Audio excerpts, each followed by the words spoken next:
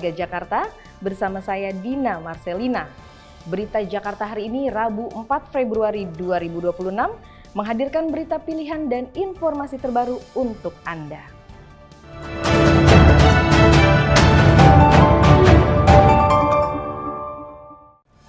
Warga Jakarta, sebelum kita ke berita utama berita Jakarta hari ini, dari meja redaksi telah kami siapkan 3 berita pilihan dari website beritajakarta.id berikut ini. BPBD DKI Jakarta kembali melaksanakan operasi modifikasi cuaca guna mengantisipasi potensi cuaca ekstrim. Dengan 3 sorti penerbangan pesawat TNI Angkatan Udara, penyemayan awan dilakukan di wilayah Bogor, Lebak, dan Selat Sunda untuk mengarahkan hujan ke wilayah perairan yang lebih aman. Langkah antisipatif ini diharapkan dapat mengurangi risiko genangan dan banjir di ibu kota. Rute baru Trans Jabodetabek yang menghubungkan Terminal Blok M menuju Bandara Soekarno-Hatta akan segera diluncurkan pekan depan.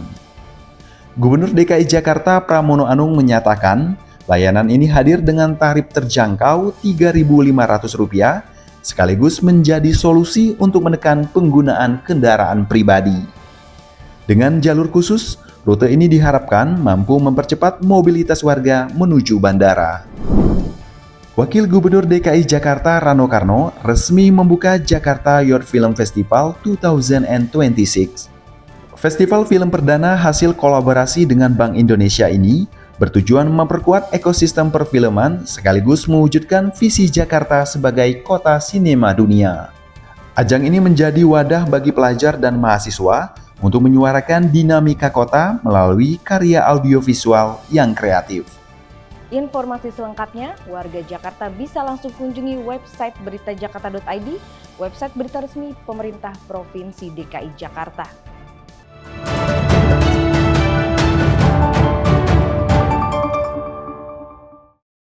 Kita beralih ke berita pertama berita Jakarta hari ini. Tahun baru Imlek di Jakarta tahun ini bakal meriah nih. Pemerintah Provinsi DKI Jakarta telah menyiapkan serangkaian agenda, bukan cuma pawai barongsai, tapi ada 93 gedung pencakar langit Jakarta akan tampil cantik dalam ornamen Festival Lampion Imlek. Pemerintah Provinsi DKI Jakarta telah berkoordinasi dengan pemerintah pusat dalam penyusunan agenda perayaan Tahun Baru Imlek 2026. Gubernur DKI Jakarta Pramono Anung menjelaskan, perayaan tidak hanya pada Tahun Baru Imlek, namun juga perayaan tradisional Cap Gomeh. Atraksi barongsai juga akan digelar di sepanjang koridor utama Sudirman dan Jalan MH Tamrin. Sementara pemasangan dekorasi khas Imlek juga dilakukan di sejumlah titik strategis, termasuk kawasan bisnis SCBD. Minggu lalu kami antara pemerintah pusat dan pemerintah Jakarta sudah mengadakan rapat bersama untuk menyambut Imlek ini. Beberapa kegiatan sudah disepakati, termasuk yang di lapangan Banteng. Kemudian juga ada beberapa kegiatan barongsai yang ada di Sudirman Tamrin. Termasuk kemudian kalau dilihat mulai sekarang kan mulai beberapa gedung ada pemasangan lampion dan sebagainya, terutama di SCBD dan sebagainya. Rangkaian perayaan ini akan berlangsung hingga 17 Februari 2026. Tepat pada tanggal 18 Februari, Pemprov DKI akan segera mengubah suasana kota secara total untuk menyambut datangnya bulan suci Ramadan dan Idul Fitri. Kolaborasi antara pemerintah dan pelaku usaha ini diharapkan dapat menggerakkan roda ekonomi sekaligus mempererat toleransi antar umat beragama di Jakarta. Tim Berita Jakarta melaporkan. Kita beralih ke berita selanjutnya. Masih ingat macet horor di kawasan Dan Mogot, Jakarta Barat? Pemerintah Provinsi DKI Jakarta sudah menyiapkan jurus ampuh untuk mengatasi kemacetan di kawasan yang kerap tergenang banjir ini. Gubernur Pramono Anung berencana membangun flyover sepanjang 2 km agar kendaraan tetap bisa melintas di kawasan Dan Mogot meski ada genangan. Kawasan Daan Mogot, Jakarta Barat selama ini menjadi titik rawan banjir karena posisi jalan yang berada di bawah permukaan sungai Mokervard. Curah hujan tinggi sedikit saja kerap membuat air meluap ke badan jalan dan memicu lumpuhnya arus lalu lintas. Gubernur DKI Jakarta Pramono Anung telah meminta Dinas Bina Marga untuk segera mengkaji pembangunan flyover sepanjang 2 km di titik tersebut. Proyek ini diharapkan menjadi solusi agar aktivitas warga tidak lagi terganggu saat debit air sungai meningkat. Untuk jangka menengah, saya sedang memikirkan apakah memang diperlukan untuk membuat flyover di tempat ini. Yang panjangnya mungkin lebih dari 2 kilo. Karena di tempat ini nggak mungkin begitu curah hujan 100 saja Sungai Mukefat ini pasti akan melimpah ke jalan yang ada di Jalan Mogot. Sambil menunggu kajian flyover, Pemprov DKI juga mempercepat penanganan jangka pendek dengan membangun pompa stasioner di kilometer 13. Kapasitas pemompaan akan ditingkatkan 7 kali lipat dari 1.000 liter per detik menjadi 7.000 liter per detik.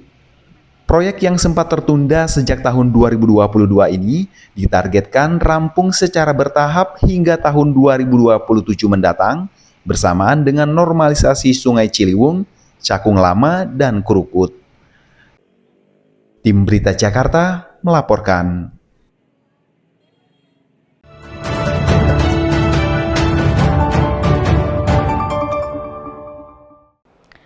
Kita ke segmen Info Jakarta. Warga Jakarta, bagi Anda yang ingin berkarir profesional di industri event, Dinas Parekraf membuka pendaftaran pelatihan dan sertifikasi MICE 2026 batch pertama gratis. Program ini menawarkan 2 skema pilihan, yaitu Event Venue Management dan Event Logistik. Segera daftarkan diri sebelum 15 Februari mendatang. Informasi selengkapnya dapat diakses melalui scan QR Code berikut ini.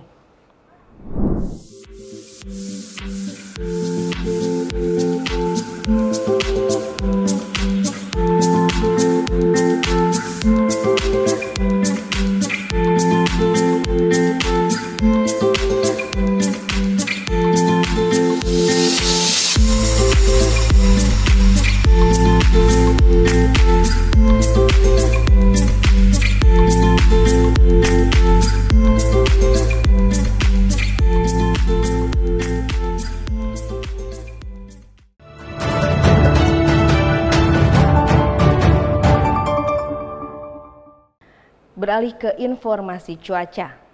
Sebelum memulai aktivitas esok hari, warga Jakarta bisa melihat perakiraan cuaca yang dirilis BMKG berikut ini.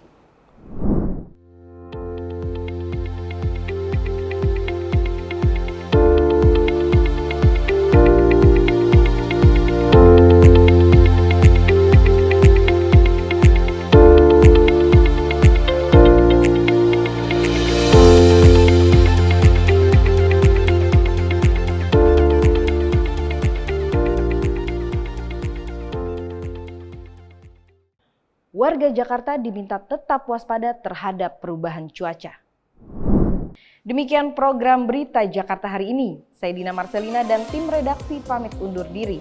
Menyongsong 5 abad Jakarta, jati diri Indonesia, megapolitan dunia.